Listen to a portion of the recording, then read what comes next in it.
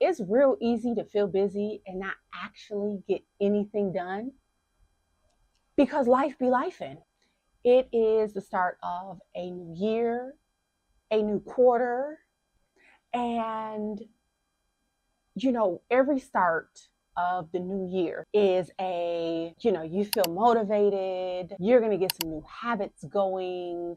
Um, Things are going to be different this year. But guess what? If you have the same system that you neglected by March from last year, this year may be the same as last year. And we don't want that. And so, because I am notorious for buying planners and using them for 2 to 3 months, stopping, picking back up in Q4, and really having a stack of half-used planners. And I buy a new one every year, except last year and this year. I have a completely different system. I have a system that makes sure your goals are front and center and you have clarity. It's not complicated. It's not confusing. It's not overwhelming. And when life starts getting overwhelming, I promise you will be able to keep moving forward with this simple system. It works for me in real life. And it's not necessarily about productivity, because yes, you want to be productive, you want to feel productive, but in reality, if I'm honest, okay, I will skip days. Sometimes I skip days because sometimes I don't feel like doing anything. So sometimes I skip days, and it's okay because I know what my goals are and I know the things that I need to do and get done to keep my overarching goal, we'll call it a utopian vision. I know what I need to do to keep that moving forward. First of all, you want to start with your top 10 goals for whatever quarter you're in. So right now it's Q1 and I have 10 goals for Q1. And these aren't necessarily goals that you expect to complete. Like, they're priorities that guide your decision making, basically. So in other words, my perfect utopian vision is to be work optional. It's also to be, and obviously with being work optional, that comes financial decisions. So if we break this down, I'm positive there are 1,000,005 videos on how to decide what goals you should be, moving towards. But a brief overview. Okay, if you have all the categories: career, finance, relationships, whatever other, categories, right? For each category, basically find 2 or 3 things that you want to work on this year. So, obviously, New Year's, everyone has a health and fitness goal. I want to be in the best shape of my life this year.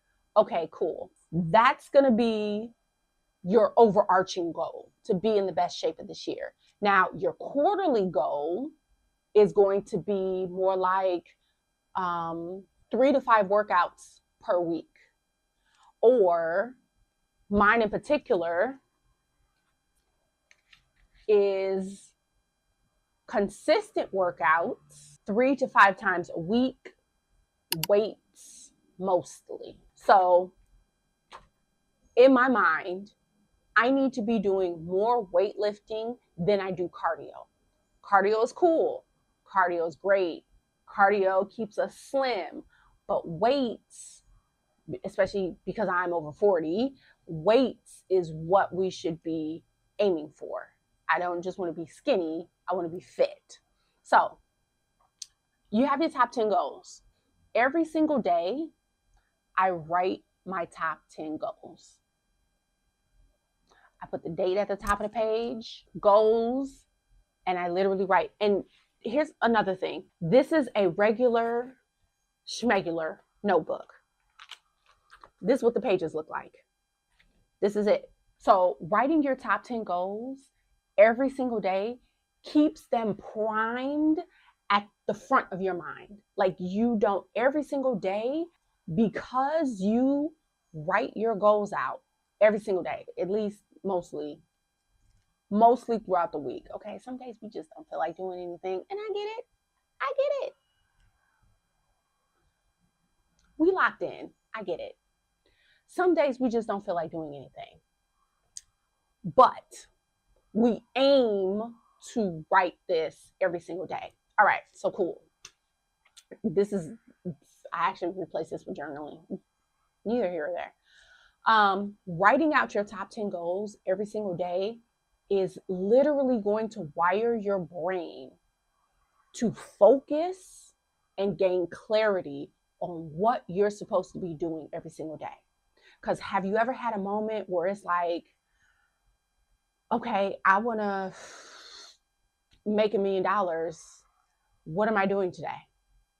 Like you have no direction. You're kind of overwhelmed with life because it's a lot of things that we do on a regular basis in life. Like, you know, especially if you have kids, they got their whole other schedule. You're trying to be work optional. You need to make investments. You need to come up with a side hustle. You need to figure out your YouTube content. You know, you still have to cook dinner. And like, there's so many facets of life. It's very easy to get overwhelmed. And this is literally the only thing that has kept me from overwhelm. Because like I said, I buy planners every single year. And now I don't have to anymore. And I'm still clear on what I'm supposed to be doing today. Now, under your top 10 goals, we're going to write top 3. Out of your top 10 goals, what 3 things are going to move the needle? That term is so overused. What 3 things are going to push your life forward? Basically, these goals are what is pushing you in the direction that you ultimately see your life going. Like the happy place, the dream life place. These goals are pushing you in that direction. So what 3 things can we get done today that are going to help these goals move forward? And I know you are going to be tempted to put more than 3 things down. And sometimes I am too. And sometimes the little things like, find Jimmy some soccer shoes, you know, the little things. That's not what this is though. These are, unless that's one of your goals. Let me clarify that. Unless that's one of your goals. If it is not aligned with any of your top 10 goals, it does not belong on the top 3. Because you have so much bandwidth. It's like trying to hold water, right? You only have so much capacity and so much bandwidth. So if you let everything in it, there's only a little bit that's actually gonna get done. Like your palm is gonna get wet, but you won't have any water in there.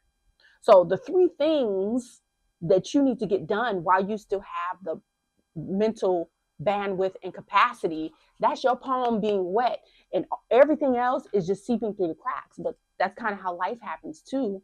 And we look up and it's a year later and, oh, shit, I'm not where I thought I would be. I'm not where I intended to be at the beginning of the year. What have I actually accomplished this year? This is why. This is why. Especially as a mom, like this protects your energy. It prevents you from over committing to things that are not in your mental capacity, are not in your bandwidth.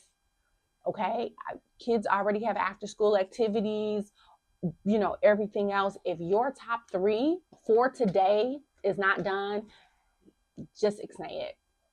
You can always roll your top 3 to the next day, But if you keep pushing your to-do items for your main goals in life, if you keep pushing them to the next day, the year is going to come and it's going to be like, what have I accomplished?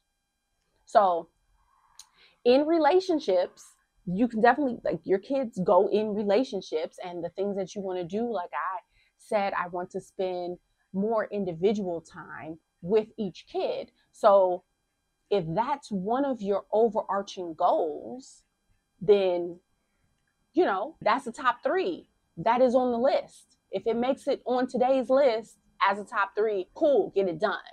But something like Jimmy's teacher, wants me to, I don't know, do something random.